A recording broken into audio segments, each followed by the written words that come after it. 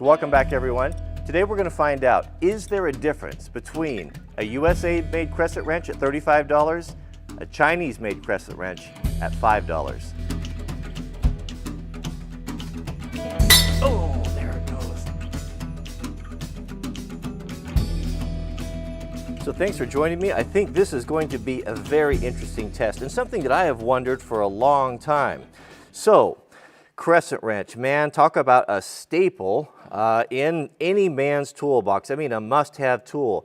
Every time you break out a crescent wrench in a video, there's always going to be someone, maybe, I don't know what we call them, elitists, that say you should never use a crescent wrench. Anyone who says that doesn't know what they're talking about.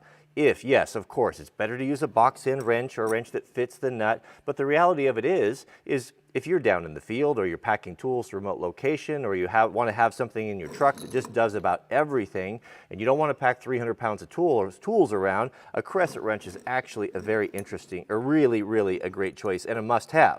One interesting fact that I just learned about these, the first crescent wrench was invented in right around 1917 by the Crescent Company. Of course, it's still by most of us, it's referred to that to this day, even though it's an adjustable wrench and the Crescent was the brand name. Of course, the patent ran out years ago and there's a million different companies making them.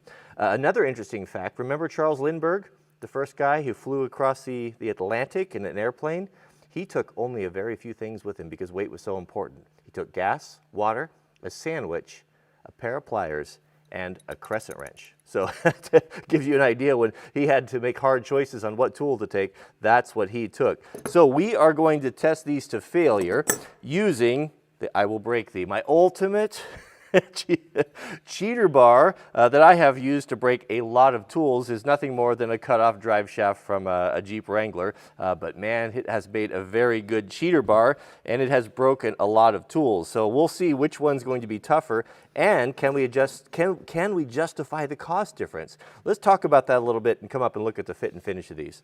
I was absolutely staggered at the price difference between, well, this was actually really hard to find. This is an S&K 8-inch USA-made crescent wrench. This was one of the only USA-built crescent wrenches that I could find, and it was expensive. I mean, when you figure, I guess expensive, that's all relative. We have all been accustomed to such values and inexpensive or cheap prices on these overseas tools that when we see an American-made tool, sometimes, I mean, the sticker shock, for me anyway, is it's pretty tremendous.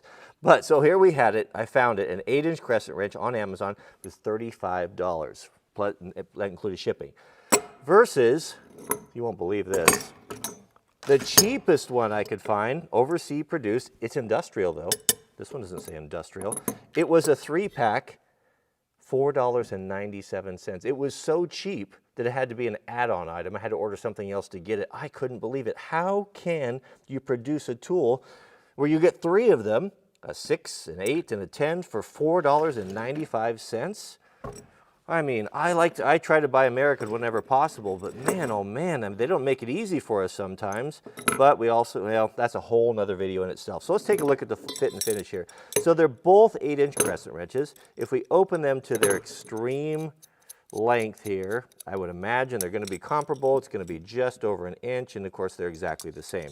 We can see though that the S&K USA produced is more robust. It's a little bit thicker. It's definitely got a lot nicer coating on it. Rattle test. Hear that? They both rattle. But when we look close to these, we'll see that just the feel of it, you know, when you get a little grease and dirt in there, you're working outside, those little things are the difference between being able to open it with one hand and not. I found some of these bind a little bit, but it's still a functional wrench. You know, it still works. It's just the tolerances are not as nice, the finishes are not as nice. The robustness of the screw, look at that. I didn't even notice that. Big, heavy, robust screw on this one. Kind of a cheaper, smaller screw on that. This has an what is this? Oxy, what do they call that black stuff? Kind of an anti-rust. It just, you know, it does give you the fizz when you hold it. I mean, when I grab one of these American made, and I have a couple of these, I'm like, ooh, that is a nice wrench. That has a good feel to it. It just has that thing that's hard to put into words, where these, not so much. But $35 and, I don't know, when you, $2, $1.75? Goodness, I mean, that is That's a huge difference. Another thing we're going to look for is how well do the surfaces made up here when we close it. Can we see sunshine or light between the jaws as they come together? And no, I can't feel any visible deviations there. It's actually pretty good. And of course, let's see here, same. Tighten that up there. Nicely finished. Side to side movement a little bit right there. Yeah, you know, I don't know. There's a huge gulf between the prices here, and for a guy putting together a budget toolkit, is it wise to spend $35 on a crescent wrench when there's other things you need? You're gonna have to decide on that. But let's take it over to the vise and see. I've got a couple tests set up that's gonna really push these probably to failure. So the foundation of our test is ye old Snappy Tom vise mounted on a fully welded steel bench bolted to the timbers. This is a formidable clamping system right here. I've yet to, even the I will break thee can't even move this whole system. All right, so what I've got here is I've got a piece of probably 1/2 inch flat bar here. And the first thing that I want to do is to test these things kind of torsionally like this. You know, these tools are not designed to work this way, but all of us, again, you know, anyone who says that they don't find themselves in these situations like this is a liar or a fraud or an elitist, because you do what you have to do. Sometimes you can't get a crescent wrench in there, and I have on many accounts put it over a bolt like this and used that with a cheater bar to do what I had to do. So let's see how much flex we get and kind of what happens. We're not going to push them to breaking strength, but we're going to put the wood to them. So we won't be using I will break thee on there. We'll use his brother, I will bend thee. And that's the nice thing about the hole in the end there. Not only is it good for a pegboard, but it's good for a pry bar like this if you need to get something in a tight area. So we're not going to go too far, but let's put some serious pressure on it and see what do we have there. We have the handle flexing. If I were to continue to push it, could I break it? It's definitely going to break at the handle. I can feel that. I've got a lot of deflection right in there, but I don't think that anything's going right there. The weak point, I would imagine, is going to twist off and break right there. A lot of flex, really, really springy. Now, if we take the $35 S&K, X&K makes great tools. They're really kind of bridge the gap between Snap-on and the cheaper tools. My granddad, he was an economical guy, being an Okie living through the Depression, and they were always really popular with him. He just found it to be a good mix of value and quality with a great warranty. All right, so on the S&K, this is not a sponsored endorsement, by the way. These are all paid for by me. Okay, so here we go. So we're going to do the same thing, put some pressure on it, and we have basically the same thing. The jaws feel really good. I think just judging from experience, if I were to push this, it's going to break probably in the same spot, but very strong. I don't think you have to worry about the jaws. I'd say both of those pass. Chalked up in the vise here, we've got a nice 5-sided, heavy, very hard steel Snap-on punch. Now this will represent a bolt very well, and this is the biggest complaint you get from guys about the crescent wrench is they round bolts off. And yes, they do have a tendency to do that, but a lot of that is because of user error, not using the tool correctly. Now, a crescent wrench is designed to be used one way, and that is this configuration clockwise. When you think about it, when you come in, you tighten it back and forth until you take all the play out of it, and you don't use the end of the jaws here. You don't come out here to the tip. That puts a lot of stress on it, and you can already see it starting to flex and open up. You come as deep as you can. Not always an option, but whenever you can, come deep as you can, and you turn it this way. By using the tool clockwise in this configuration, you're putting the stresses on the back, the meatier part of the tool. As I'm turning right here, I'm pushing on the strongest part of the tool versus here. Now, if I go this way, if I'm going counterclockwise, what it's doing is it's putting a lot of the pressure and strain on the smallest part of the tool, which is down inside in the adjustable mechanism. So come in. The proper way to do it is come in, tighten it, make sure you take the play out of it, and then you seat it as deep as you can, and you're ready to go. Now we're ready for I will break thee. All right, so we'll put this on here, and what we're going to be looking for is how the tool reacts under all of this load, and I'm just going to have to gauge it by my think so and by my feel on which one seems to want to hold the best before it slips off. Here we go. Now, because we're using a hardened steel punch, it's probably not going to mar. It's going to be the wrench that's going to mar, but I'm going to start pulling on this, and we can see I'm putting very moderate pressure, not very heavy. will the wrench be strong enough to hold as it goes over the ridge of that? Now I'm putting quite a bit more pressure on it, probably 60 pounds if I were to guess, and it's breaking over. All right, so did it break? Oh, it didn't do it any good. Uh-oh, uh-oh. Let's take a closer look here. Our test may be coming to a rapid conclusion right here. Okay, so a good wrench should be able to handle that without completely failing, but that something didn't, it's not working anymore. Something skipped or broke inside. Sometimes, I've ran into this before, you can take a brass hammer, you can give it a little bit of jarring, get things lined up again, and get it to go again. Same thing, we'll come in, tighten, take the play out of it right there. Definitely certainly a superior tool.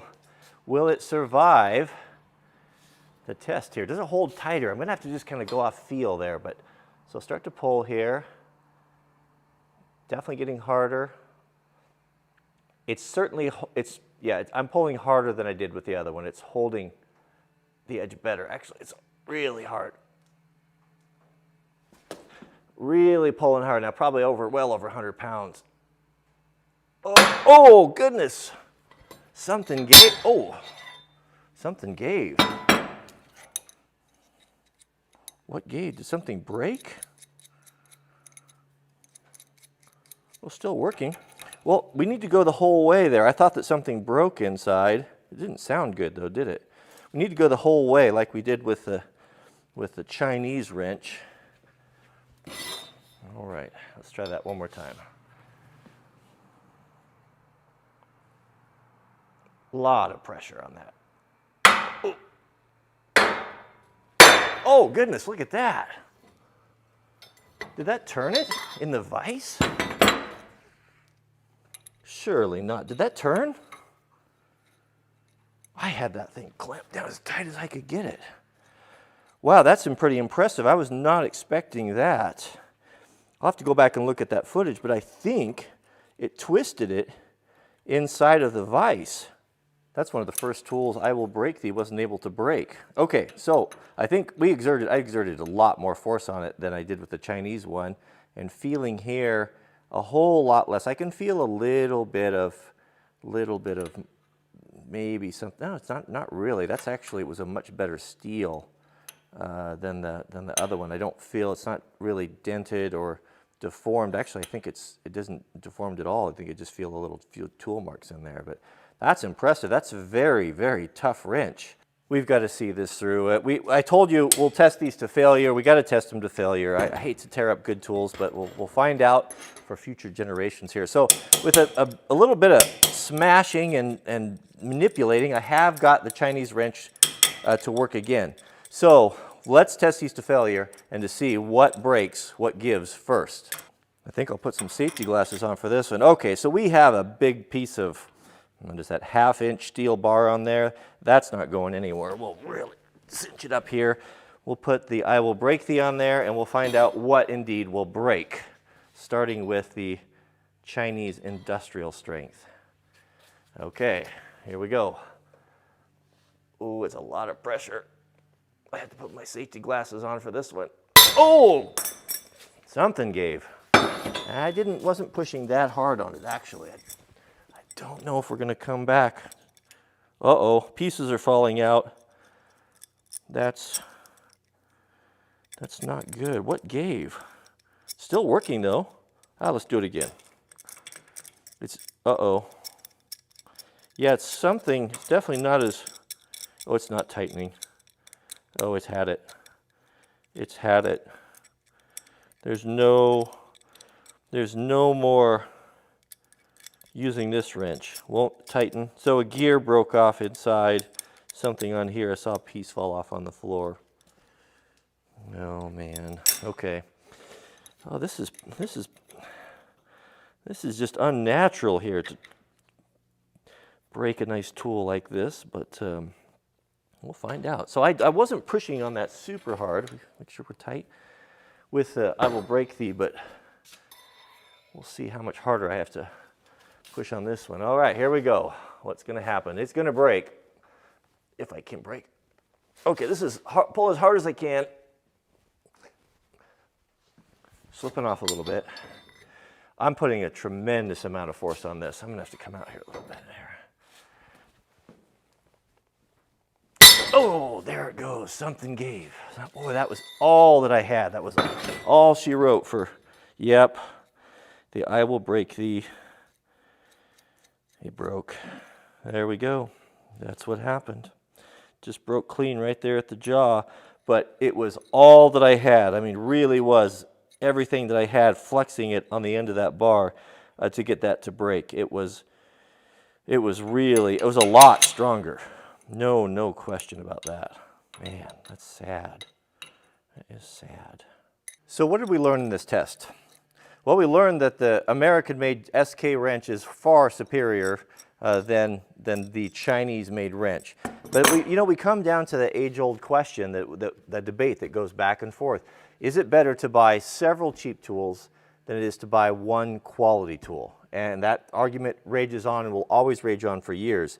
I can just tell you what my experience is. There's several reasons to buy a quality tool. And that is ultimately, in the long run, I know it's hard to justify it, but in the long run, it's going to save you money. I'm not even talking about all of how it's going to make your work easier and how much more you're going to enjoy it, but we'll talk about that too. But it's going to save you money because what you'll end up doing is you don't cherish these tools. When you can buy 3 of them for $4.97 on Amazon, they are nothing to you. They don't mean anything to you.